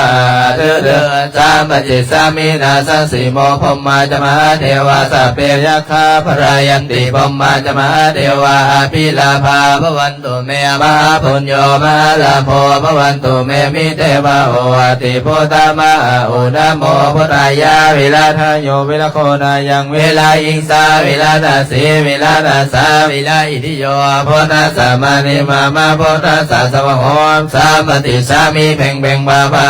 เดือดสามปฏิสามินาสัสสิโมปมมาจะมาเดียวาสาเปยะคาพลายันติปมมาจะมาเดียวาภิลาภาภวันตุเมมาปุญโยมาลาโมภวันตุเมมิเตปะโอติพุทธามาโอนะโมพุทธายาวิลาตโยวิลาโกนายังวิลายิงสาวิลาตาสีวิลาตาสาวิลาอิติโยพุทธัสสะมานิมามาพุทธัสสะสมโหนสามปฏิสามิเพ่งเพ่งบาบาเดือสามปฏิสามินาสันสิโมปมมาจะมาเทวาสเปยะคาปรายติปมมาจะมาเทวาภิลาภาภวันตุเมมหาปุญโยมาราโภภวันตุเมมิเตมะโหติพุทธามาอุนะโมพุทธายาวิลาทโยวิลาโคนายังวิลาอิงสาวิลาทสีวิลาทสาวิลาอิติโยพุทธัสสะมานิมามาพุทธัสสะสวะโหมสามปฏิสามิเพ่งเพ่งบาบาเดืออิติปิโสวิเศษอิเสสพุทธนามิอิเมนะพุทธังโสอิโสตังพุทธปิติอิติปิโสวิเศษอิเสสพุทธนามิอิเมนะพุทธังโสอิโสตังพุทธปิติอิติปิโสวิเศษอิเสสพุทธนามิอิเมนะพุทธังโสอิโสตังพุทธปิติอิติปิโสวิเศษอิเสสพุทธนามิอิเมนะพุทธังโสอิโสตังพุทธปิติอิติปิโสวิเศษอิเสสพุทธนามิอิเมนะพุทธังโสอิโสตังพุทธปิติอิติปิโสวิเศษอิเสสพุทธนามิอิเมนะพุทธังโสอิโสตังพุทธปิติอิติปิโสวิเศษอิเสสพุทธนามิอิเมนะพุทธังโสอิโสตังพุทธปิติ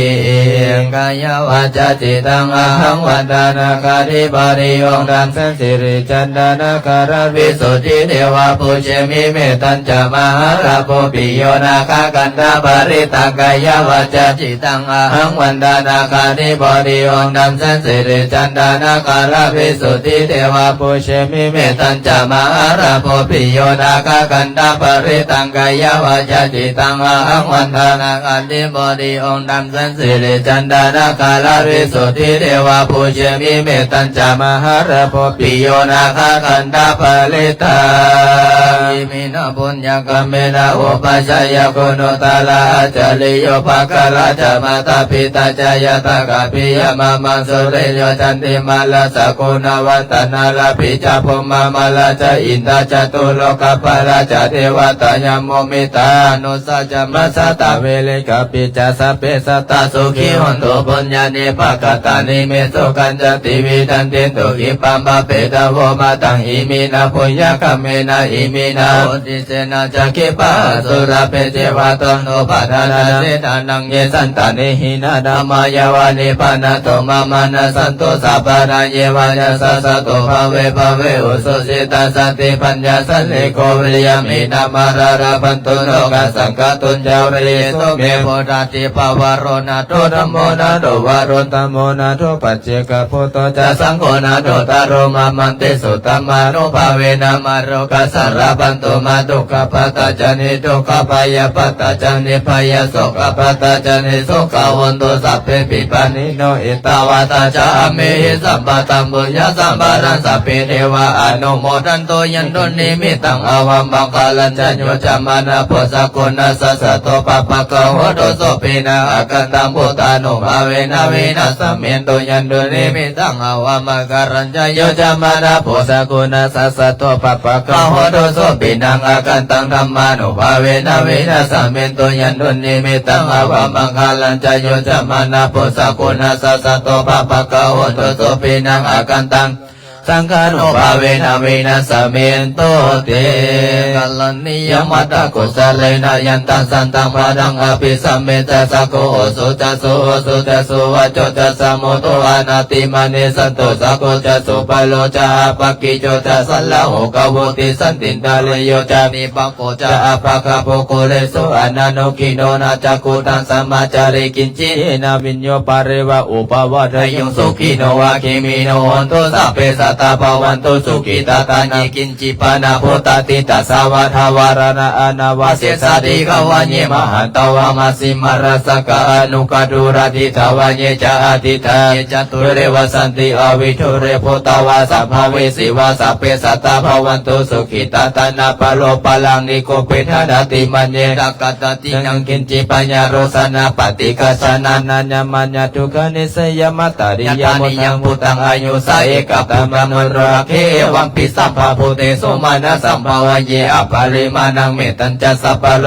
สัมมิงมานังสัมภาวะเยอปาริมานังโอตังอัตโตจติลิยจะสัมปะทังอเวลังอสัมปะตังดิทันจะลังนิสิโนวาสยโนวายวัตสวิกตามิโตเอตัสติงอติตยพรหมเมตังวิหารังอิตัมมาอุติตินจานุปกรรมศิลาวะสันเนนะสัมปันโนกเมสุวินัยเกตังนาเทสตุขภวันสยปุระเลติติกาลเนยเมตตาสุตังเมตตากรุณามุนตุตาโอเปกาสัพเพสัตตาสุวิตาหุนตุสัพเพสัตตาเวลาหุนตุสัพเพสัตตาปยาปัสสาหุนตุสัพเพสัตตานิกาหุนตุสัพเพสัตตาสุขีอัตนามะเลหันตุสุขีสุขีข้าพเจ้า ข้าพเจ้า ระลึกถึง ระลึกถึง คุณพระพุทธเจ้า คุณพระพุทธเจ้า คุณพระธรรม คุณพระธรรม คุณพระส คุณ งฆ์ พระสงฆ์ คุณบิดามารดา คุณบิดามารดา ครูบาอาจาร ครู ย์ บาอาจาร จง ย์ บันดลบันดาล จงบันดลบัน ให้ ดาล ใจของข้าพเจ้า ให้ใจของข้าพเจ้า จงลงเป็นสมาธิ จงรวมลงมาเป็นสมาธิ พุทโธธัมโมสังโฆ พุทโธธัมโมสังโฆ พุทโธธัมโมสังโฆ พุทโธธัมโมสังโฆ พุทโธธัมโมสังโฆ พุทโธธัมโมสังโฆ พุทโธพุทโธพุท พุท โธ โธพุทโธพุทโธ ตั้งจิตตั้งใจนั่งสมาธิเด้อลองนั่งขัดสมาธินั่งขัดสมาธิลองนั่งขัดสมาธิขาซ้ายยืดขึ้นมา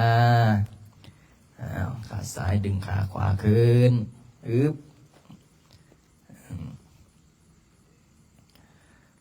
เราหายใจเข้าลึกๆให้มันเข้าลองเข้าลอยยับซ้ายยับขวายับหน้ายับหลัง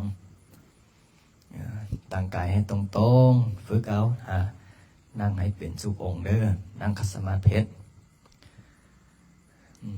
ตัวใส่สุดยังบ่อันเป็นเอายกขึ้น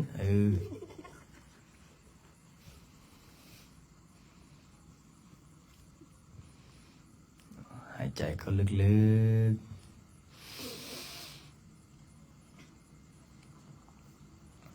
หายใจยาวๆ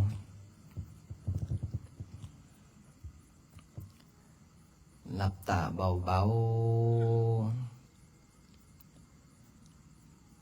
หลับตาเบาๆหายใจเบาๆ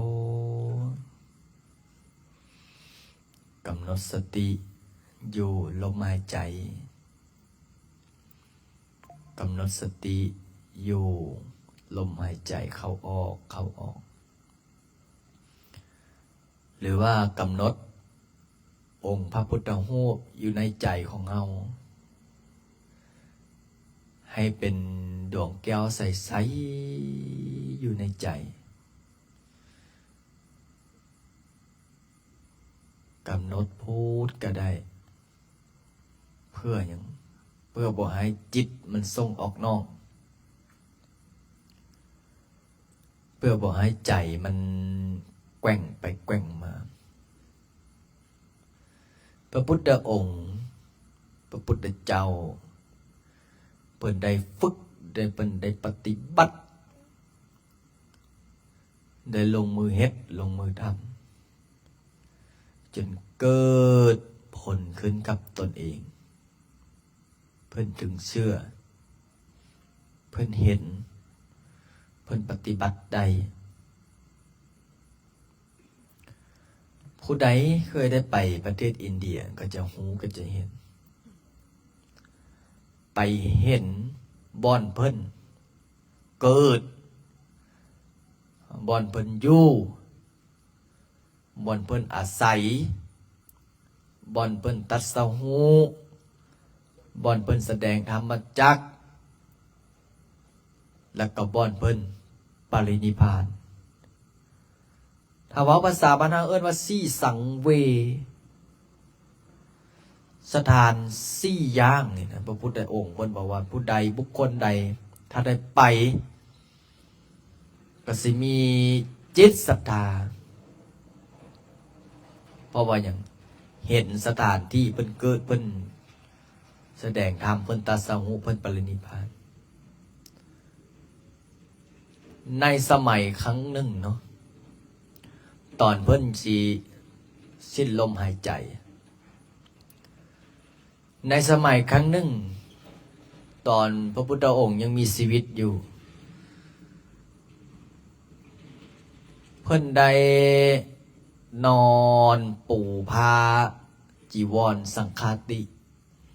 อยู่ต้นศาลาก็มีพระภิกษุสงฆ์อุบาสกอุบาสิกา นั่งล้อมรอบพระพุทธองค์ทีนี้ก็มีพราหมณ์นี่ก็โอ้ยอยากฮู้พราหมณ์นี้ชื่อว่าพัทธะก็เลยอยากฮู้ว่าพระพุทธองค์นี่นะเพิ่นสิตอบคำถามเฮาได้บ่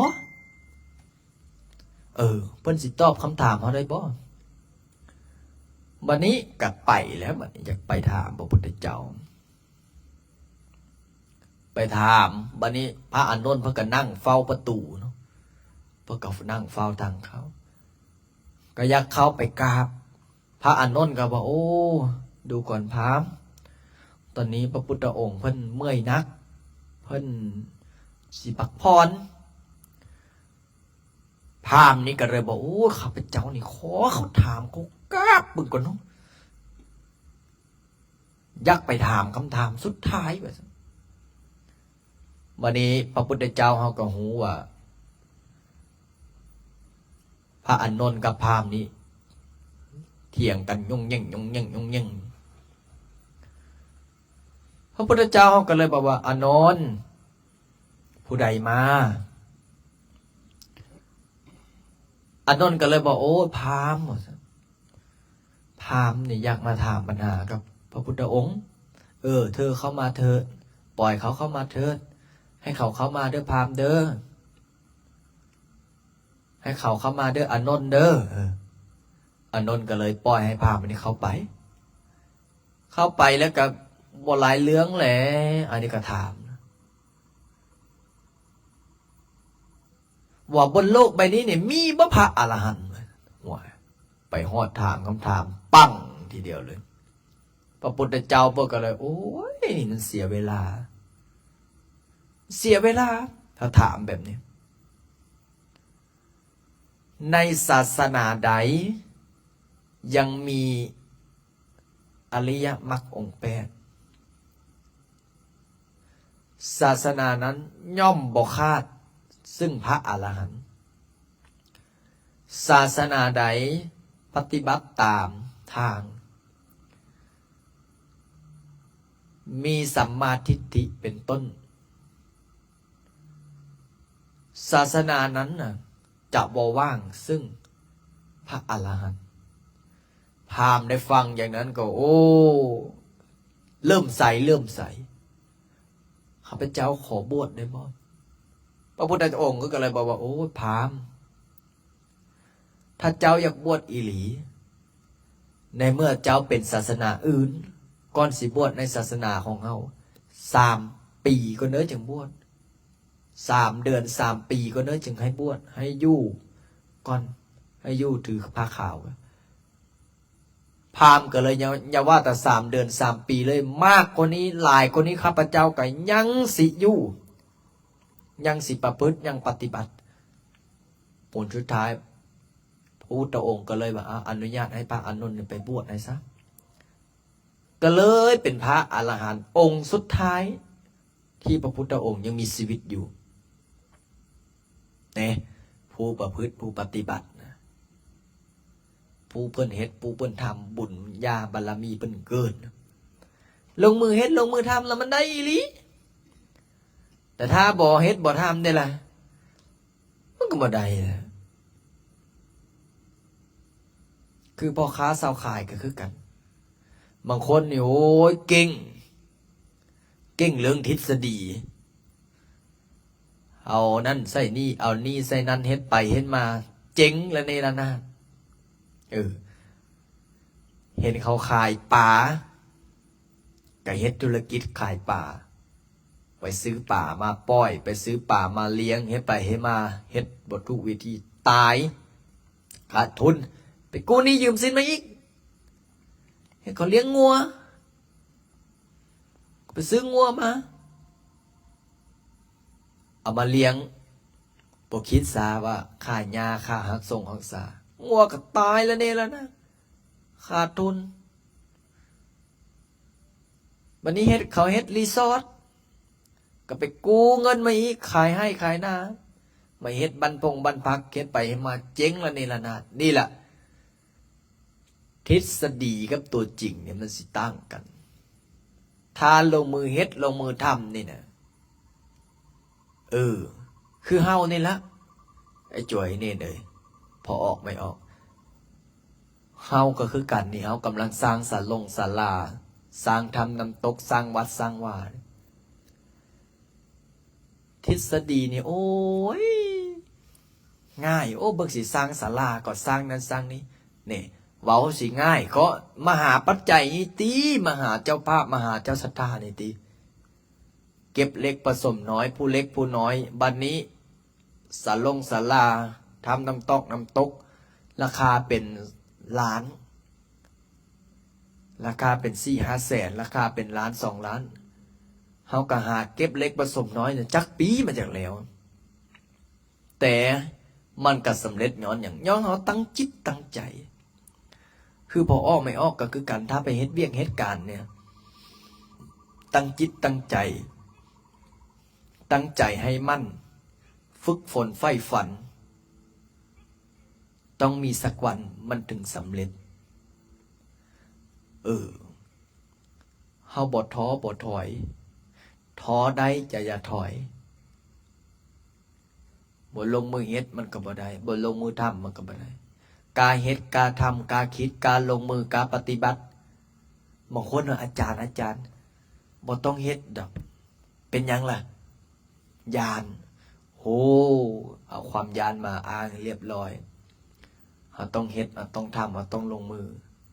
นี่คือลูกโจลูกเน่นเนี่ยบ่ผู้ใดมาฝึกนี่นะเนี่ยต้องฝึกเอาแม่นั่งสมาธิเห็นบ่แถวนี้นะ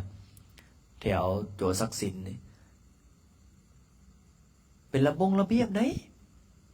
เขากรรมฐานไหนนี่นี่บ่คือแถวอื่นไหนแถวอื่นยังงงักมันต้องฝึกเอาไหนนี่แถวโจป่านี่ยังบ่ทันใดเนี่ยเวลาเขานั่งตัวเองมันนั่งเกาขี้กากนี่งักเวลาเขานั่งก็ต้องนั่งน้ำเขาเห็นบ่ยบ่อายจะเปียกบ่จะเปียกน้อยๆไหน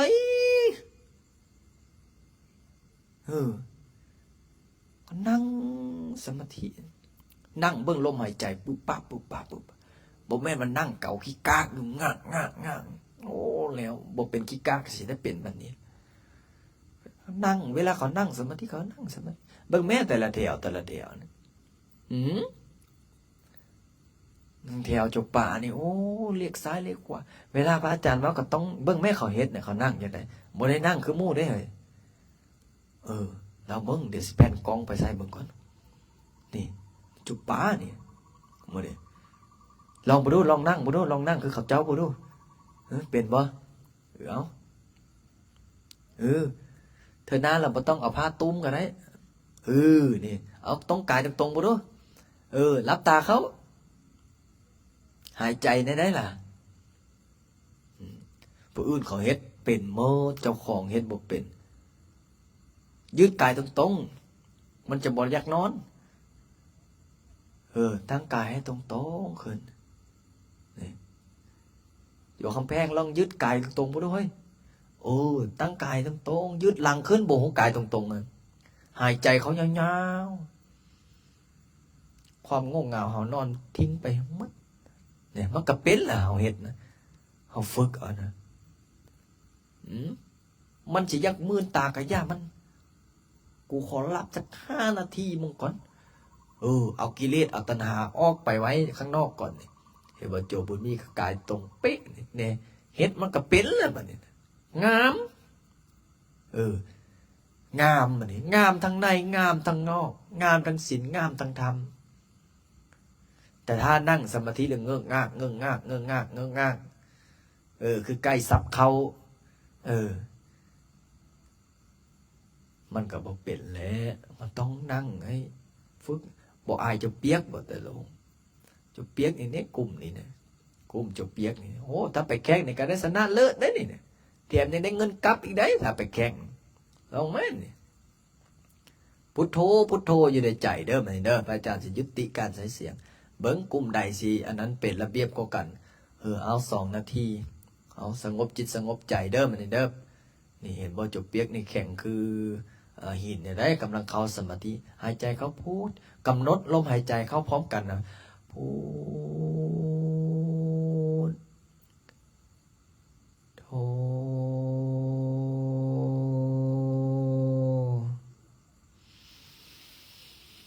พูดโธนี่หายใจเข้าหายใจออกนี่หายใจเข้าพุทหายใจออกโธเอาพระอาจารย์จะยุติการใช้เสียง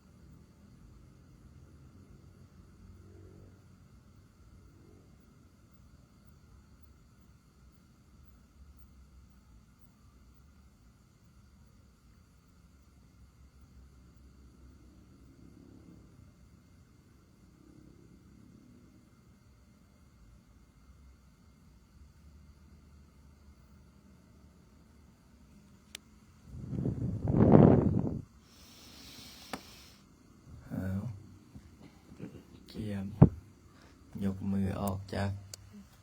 ตักหายใจเข้าลึกๆหลังจากที่แผ่เมตตาเสร็จเรียบร้อยเดี๋ยวเราไปนั่งสมาธิต่อข้างในเราแผ่เมตตาพร้อมกันสาเปสัตตาสัทธาโหนตุอาเวลาสุขเสวิโนขอให้สัตว์ทั้งหลายจงเป็นผู้บ่มีเวรต่อกันและกัน จงเป็นผู้ดำรงชีพอยู่เป็นสุขทุกเมื่อเถิดกาสังบุญยังปรังไมยังสัพเพมากีภวันตุเตขอให้สัตว์ทั้งสิ้นนั้นจงเป็นผู้มีส่วนได้เสวยผลบุญอันที่ข้าพระเจ้าได้บำเพ็ญแล้วนั้นเถิดนรังสัมมาสัมพุทโธภะคะวาพุทธังภะคะวันตังอภิวาเทมิสวากขาโตภะคะวะตาธัมโมธัมมังนามัสสามิสุปฏิปันโนภะคะวะโตสาวกสังโฆสังฆังนามามิสาธุ คณะสงฆ์กับประธานสงฆ์พร้อมกันอัญชลีวันทาอภิวาทอัญชลีวันทาอภิวาทอัญชลีวันทาอภิวาทอัญชลีวันทาอัญชลีช่วยนิน เตรียมหนึ่งสองสาม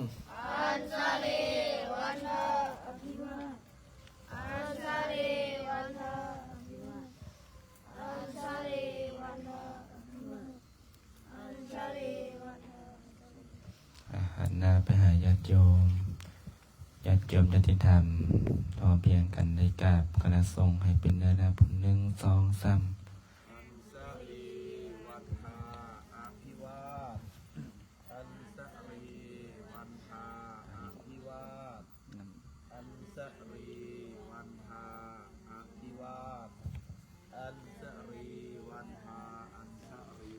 อภรเด้อบัดนี้